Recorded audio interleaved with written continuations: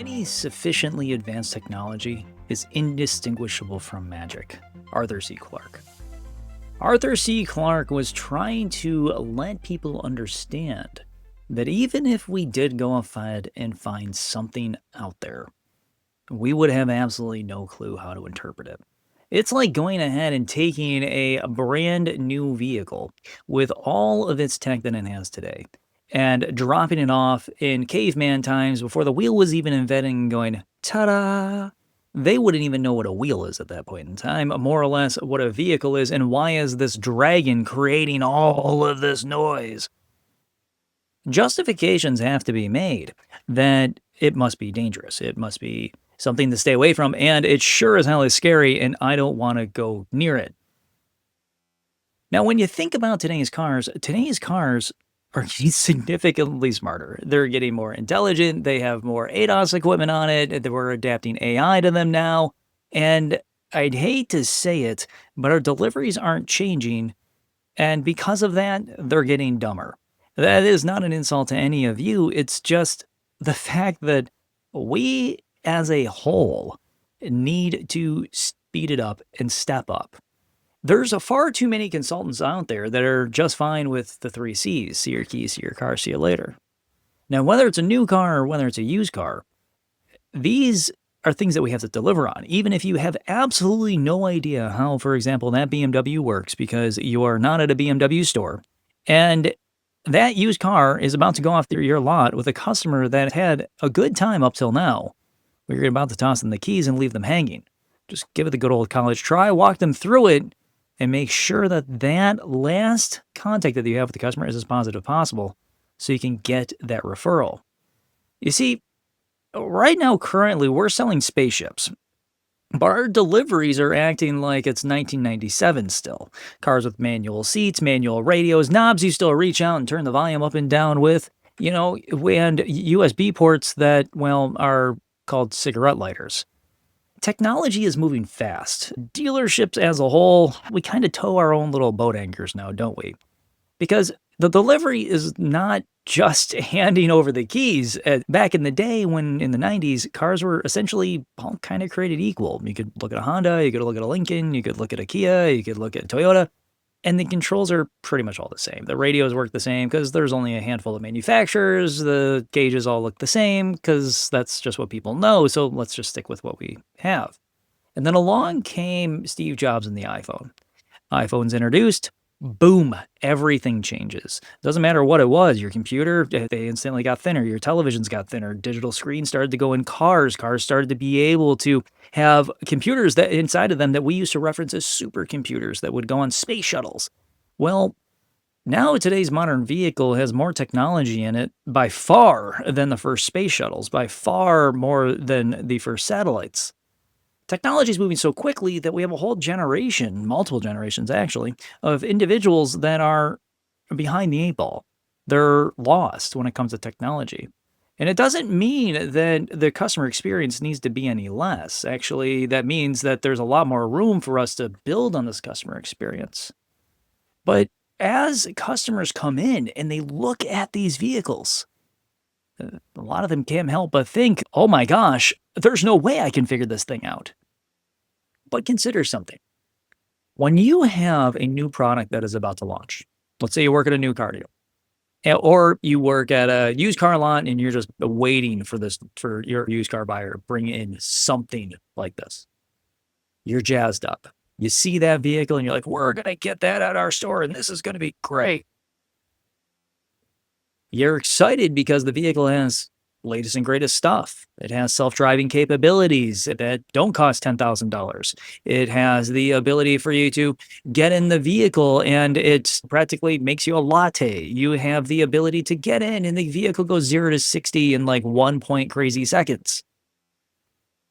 Today's vehicles are very different than vehicles of the past. For anybody that is a younger sales consultant out there, you grew up in an age where technology is thrown in your face. In some ways, I'm very jealous for you, and in some ways, I feel absolutely terrible for you. Because when it comes down to technology, like tablet-based items, we'll say, like anything with a thin screen or a large screen on it, That's well and good.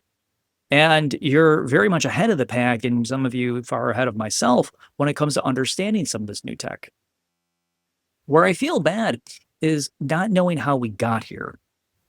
And as time has progressed, we've gone from a very competitive industry in the early 2000s and prior to an industry now that when we look at competitiveness, it's all messed up. Whether we're talking car prices or we're talking steel, taxes, tariffs, whatever it might be, hybrid, gas, blah, blah, blah, it just keeps going. Your customers have more choices than they've ever had before.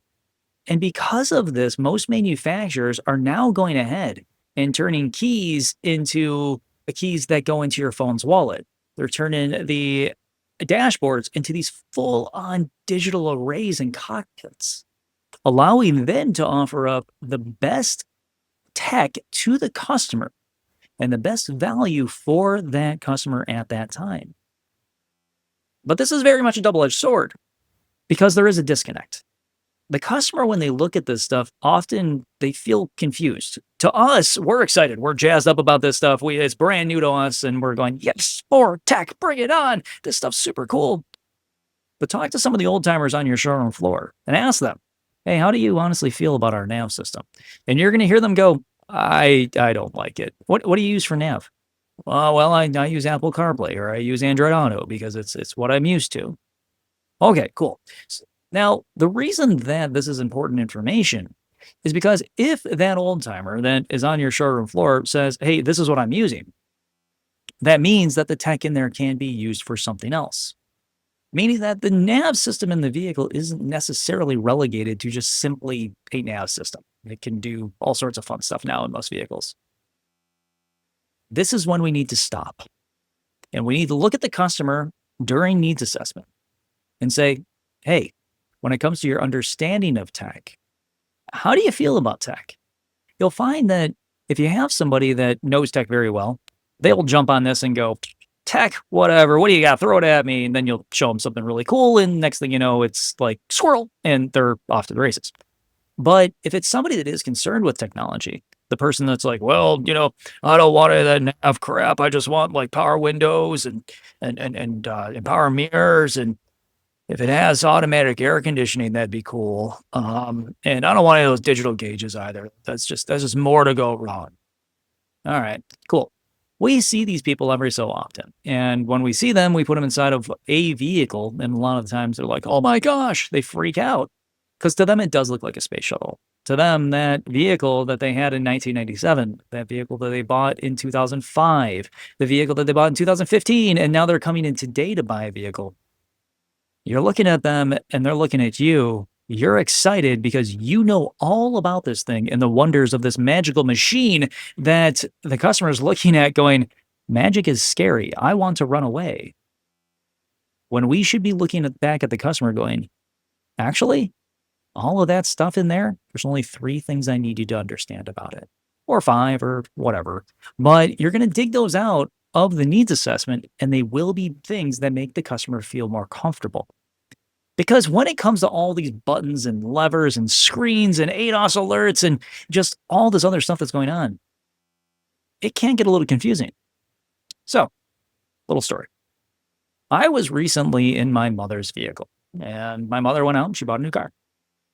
And I get in, and it's from the same brand that I drive. And so I get in, and I'm like, I know this thing, not a problem. Dashboard looks exactly the same as my pickup. We're going to be good. Go ahead, I start to drive it, and the controls weren't the same. The vehicle's beeping at me every 5 seconds. The way that the cruise control worked was very different from my vehicle. And mind you, same year, same manufacturer. Because of these differences, if I received a survey, and it's called the J.D. Power and Associates Initial Quality Study, I would have tanked that vehicle, and I would have tanked that vehicle hard.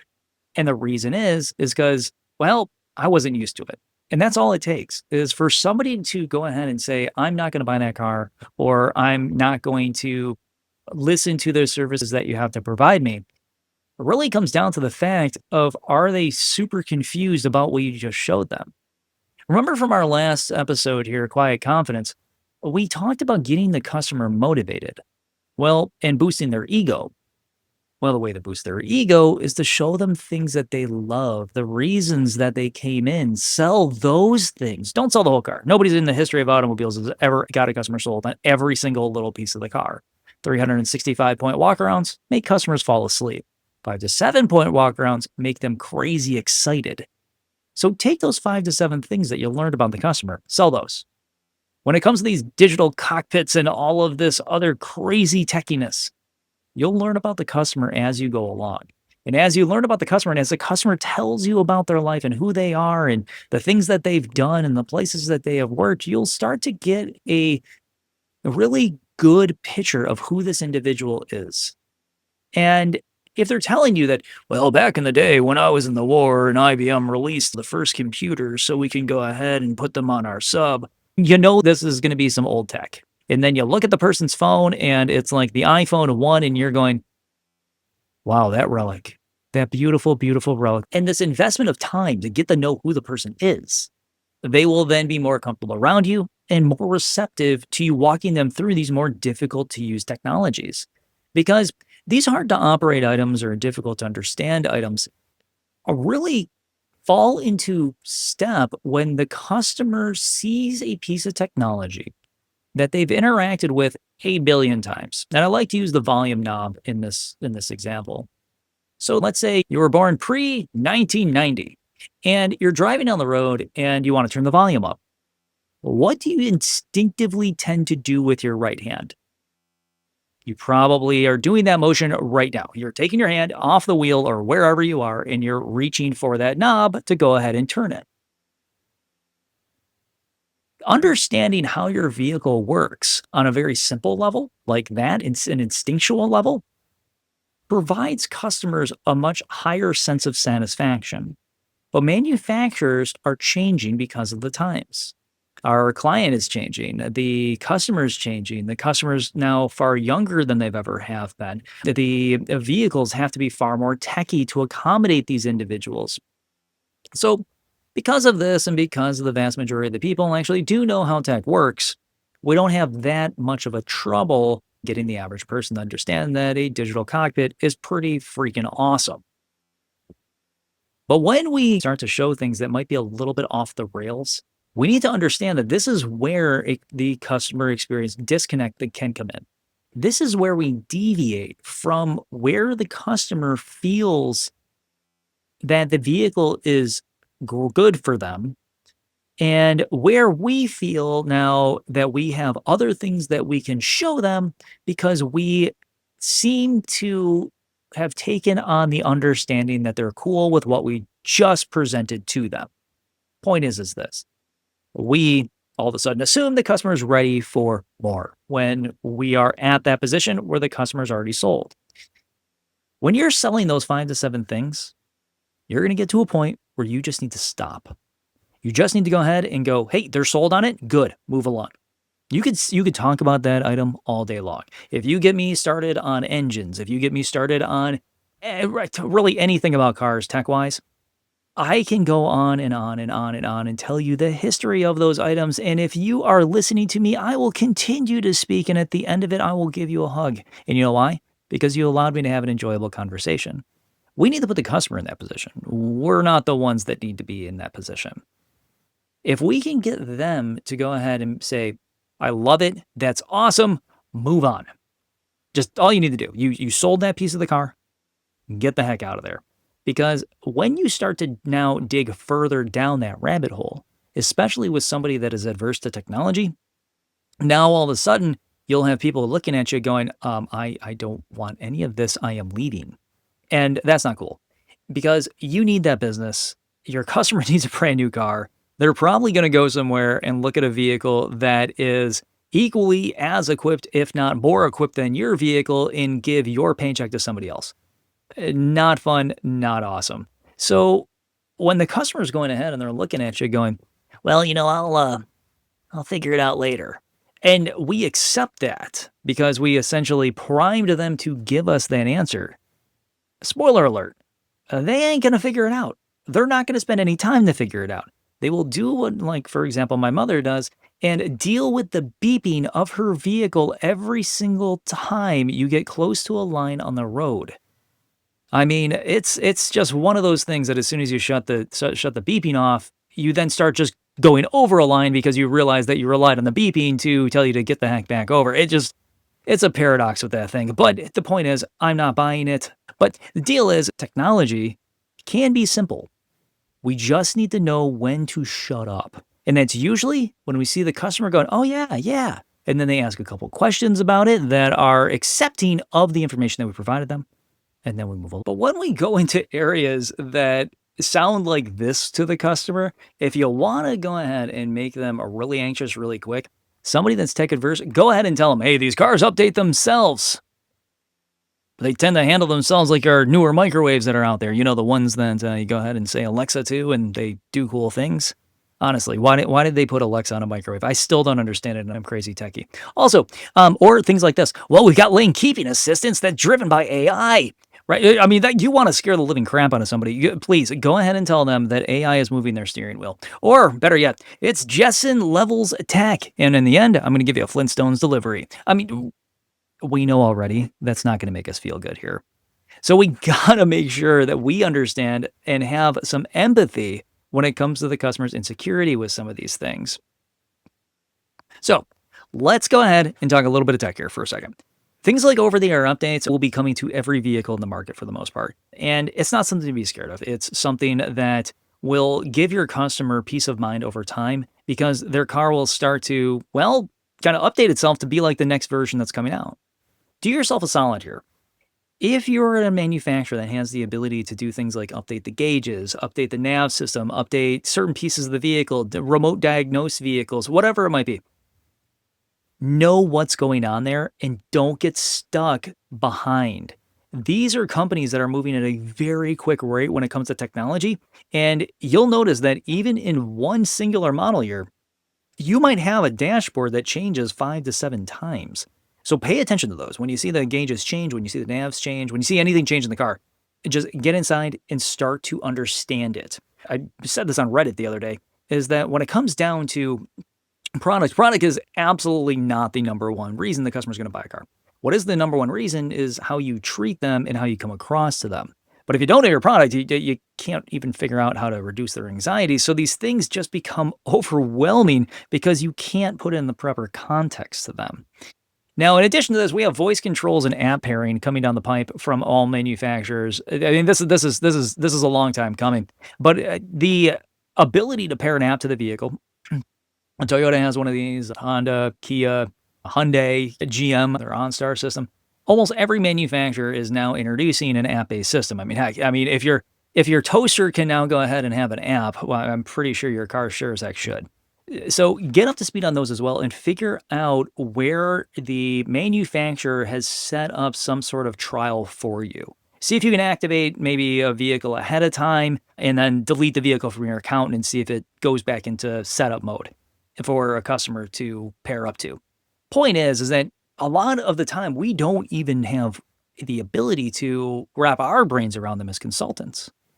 Again, product knowledge is not royalty in this business. It's incredibly important. CX or customer experience and honing your skills there is the A number one. But if I don't know all those extra things that come on the vehicle, well, those could be one of the amazing 5 to 7 things that the customer is going to want. Will it go ahead and call the police when my airbags deploy? Well, geez, I don't really know because I haven't even looked at the information because the manufacturer apparently doesn't allow us to play with it.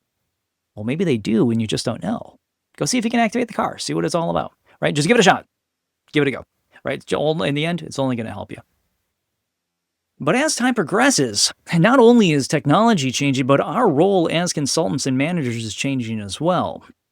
You see, managers, we've changed and become more in touch with the customer, meaning that our job isn't just inventory control anymore. It's now sitting down with the customer, sitting down with sales consultants, and doing an awful lot of coaching.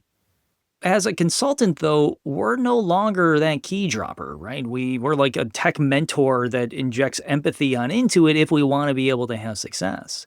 If you leave empathy at the door on this one and you don't allow it to flourish, You're just data dumping on the customer at this point. If they're not very into tech, but they're looking at something that's akin to them as a space shuttle, then you gotta empathize with that. You have to go ahead, put yourself in their shoes for 5 seconds, look through their glasses and go, how scared are they actually in this skin? Oh dear, I got to back it up a little bit and start at baby steps. This is your key. There's no key blade. Let's start there. Just put this in your pocket. Isn't that cool? Okay, now touch the door handle. You hear that thunk?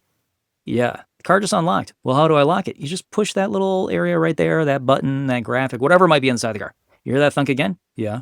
That means it locked. So if I grab it, it unlocks. Yes. How will I ever know it's locked? You trust it. You just trust it. And that's how you know. Right. So it's not a perfect system, but we got to do what we can to teach the customer along the way, maybe even during your walk around and say, hey, here's how these things work. And no, they are not scary. But don't info dump on these individuals. Even if it's somebody that's super techy, they might be super techy, but they can only take a couple things here and there. And then you'll see that after you pull that cord so many times on their mental lawnmower, that eventually they go, oh, hey, okay, now I got it. So you got all these cool things. I want it. I'm done. Right. But you knew how to activate that cord because being emotional beings, there's always a way to raise our ability to give ourselves permission to buy a car. It's always through reducing anxiety. But if we can increase that motivation by pouring jet fuel on it, by knowing who that person is, we can create a significant amount of calm from the chaos. This is about slowing down, not rushing through these things during needs assessment or through delivery. You see, rushing through the delivery kills the customer's ability to understand the vehicle, but it kills the relationship because it shows that you don't care. So, again, if you got that old timer that's like, I don't want nav, and why the hell is there a heads up? What is this thing floating in front of me? If you go ahead, I just imagine some the older generation today, and I kind of feel bad for them. But with this, if we start to push the customer in that direction when they absolutely did not want that stuff, that's a sign of disrespect. You don't want to be around people like that. If you went to, let's say, sit down at a bar, and I like to use the bar as an example because many of us have been there at least once in our lives, and you sit down and you order yourself, let's say, like a whiskey. You don't want the bartender educating you on the history and manufacturing process of all the beers. If you'd never asked, you don't care. But the smart bartender isn't looking at you going, well, you're just here for the alcohol. They start a conversation. They go in a direction that you want to go. And then they lead empathy forward, which continues to have you talking, getting you to trust them, and then you buy more. This process is the same with us too. And again, if you listen to the last episode about quiet confidence, I went down the rabbit hole on this thing. But deliver one cool feature at a time to the customer and make sure that it matters and tell them why it matters. Ask them, what are you most excited to learn about the vehicle today? And let them steer the conversation or the delivery. Let's talk delivery. If you go ahead and have a customer and you ask them, hey, what are you most excited to learn about today? You're setting this tone now for delivery. You're compartmentalizing the delivery. You're setting it apart from the rest of the process. If that customer has the ability to tell you, hey, I want to start here with delivery, they're owning the beginning of it. They're owning the tone of it at this point in time. This gives you that ability to not kill the relationship. Actually, it gives you the ability to straight up bolster it because you're only going to cover what the customer actually gives a crap about. But if there are things that the manufacturer does feel that you should probably cover, because most people struggle with those, if they got a list of them for you, go over it. Because again, you're bolstering the relationship by looking at the customer saying, hey, most customers struggle with this stuff here. So if you wouldn't mind, I'd like to cover these with you real quick. Nobody's really going to say no to that. But try to also normalize things like second visits, maybe a Zoom walk around with the customer, FaceTime walk around, and get used to introducing the customer to 3 or 4 follow-up calls in the next week or so. This is a little bit different from what most people throw out there, but it's something that I like to be able to allow you all know that it is an option. If you have customers that are scared with tech, put them on a learning curve, put them on a learning plan. Hey, you're going to come back for a second delivery. Cool. Let's set that up. Awesome. Now that you're here for a second delivery, all right, here's what we're going to cover, the things that you struggled with. Good. Now you're going to come back again a little bit later on, and we're just going to polish those things, and I'm going to walk you through some stuff.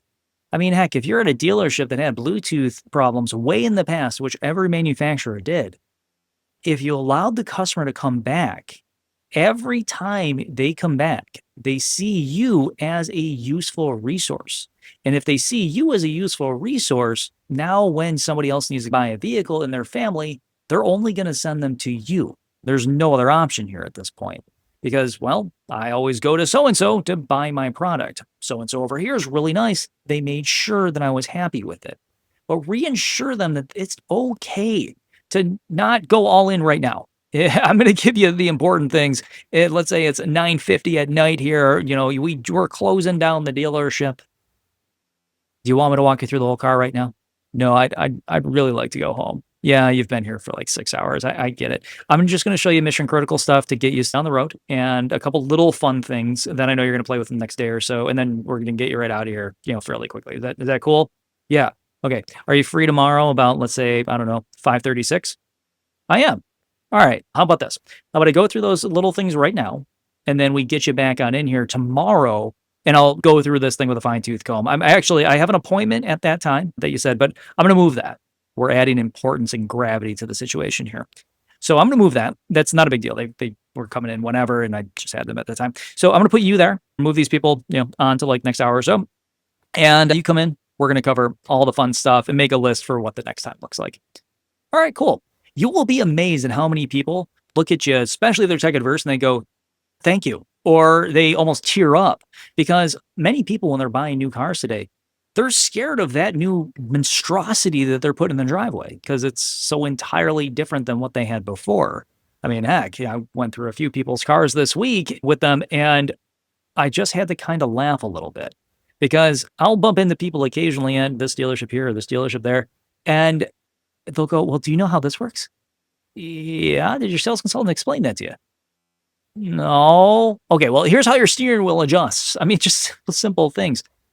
But we have to let the customer know that, hey, I'm in it for you at this point. And those multiple deliveries are multiple touch points that will ensure that the customer remembers who the hell you are in 3 to 6 months when they might bump into somebody that wants to buy one. They remember your actions, your kind actions 4 years or so down the way, so they come back to you and buy a vehicle. This is what creates a career. Now, delivery can be a bit tricky sometimes.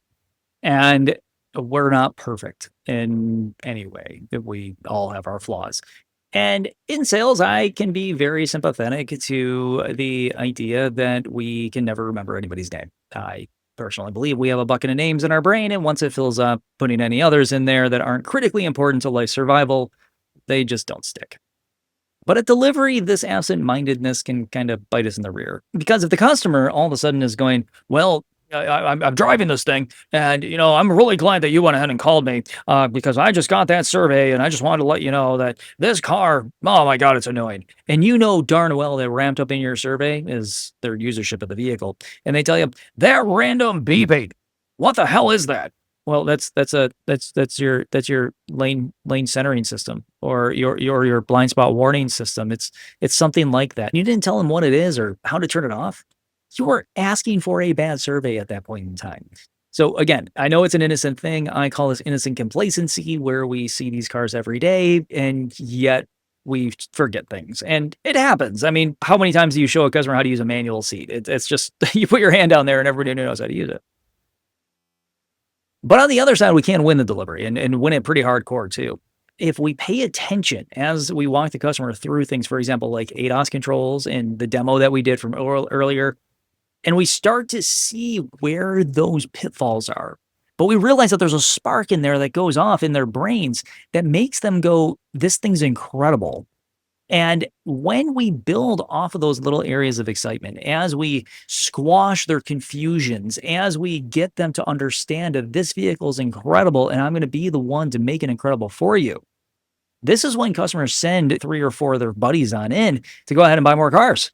Because again, you're not going to send somebody back to where you got the stupid discount on the vehicle, but they were absolute jerks going through the process. You're going to send them back to the people that are going to treat your friends well, because that's more important than your friend saving money. Think about it. It's just kind of a weird thing. You're not going to send your friends somewhere where you know your friends are going to be harmed, even if it is going to benefit them in major financial ways. It's just kind of a funny thing about that. But quick fixes that you can use here, though, would be things like visual checklists, mainly the notes that you've been keeping all the time along. Your roadmap to the sale is given to you during needs assessment from the customer. And if you're listening very well, you can jot all those things down on a little pad of paper. I'm a full advocate for jotting things down on a piece of paper because it's innocent. If you're doing it in an app, if you're doing it on a tablet, if you're doing it on a computer, the question always arises in the person's head, where is that information going? As you're taking notes on your iPad, can your manager see that? Is any of this private? So take notes on paper. It's an easy way also for you to be able to pull that notepad out of your pocket as you're walking out in the lot to pull the vehicle around because we never let the customer walk in the lot. It's just a bad move. But we pull that out and we set up our set list. So our set list is here's all the things that the customer wanted. I'm going to deliver on these things. I'm going to sell these things and make the customer love these 5 to 7 things because these are the things that are going to change their lives. This is when those delivery wins happen. When you get your ducks in a row to sell those things and try not to deviate from that path. But if you can make those 5 to 7 things look absolutely kick butt awesome, the customer's buying from you. So the visual checklist, that's that piece of paper that you use during needs assessment. Don't leave it just sitting around on your desk. That is going to be your well, way of delivering that car. Also, schedule part two of the delivery if you can, and maybe, just maybe, a 60-day refresher. Now, this is as much of a benefit to them as it is to you. If not, I would wager more of a benefit to you than it is to them. Because now that customer is going to sit down in front of you, see your name, see your face, see who you are, and the conversation is going to be very different. This customer is now going to want to catch up with you. This customer is now going to want to carry on a conversation with you about, get this, you. This customer is not going to sit there and be like, well, I need a vehicle and we need them to talk. Yes, they did probably come to the realization at some point in the past 60 days that they don't know a damn thing about you. And the whole conversation was just you talking the whole time. This is awesome. This means that the relationship is now a two-way street and not me just working to get the deal. It means that this customer is showing me that they care about me as a person. And that's where you need to get to. This is why I end every podcast with lead with kindness and caring, because that's what gets people to buy. It takes a razor to their anxieties and shows them that, hey, I am going through this process just like you are. Difference is that I'm here to be your guide. I'm not here to be your enemy. I'm not here to be your salesperson. I'm not even here to go ahead and consult you. I'm here to go ahead and guide you to the next vehicle that you're going to love so you can pay me a big fat paycheck and I could go ahead and live out my dreams. Other items that will help you out along the way here. Things like any ADAS information, advanced driver assistance systems, information that you got kicking around, always good to keep about. If you have imagery that you can keep close by, keep that close by.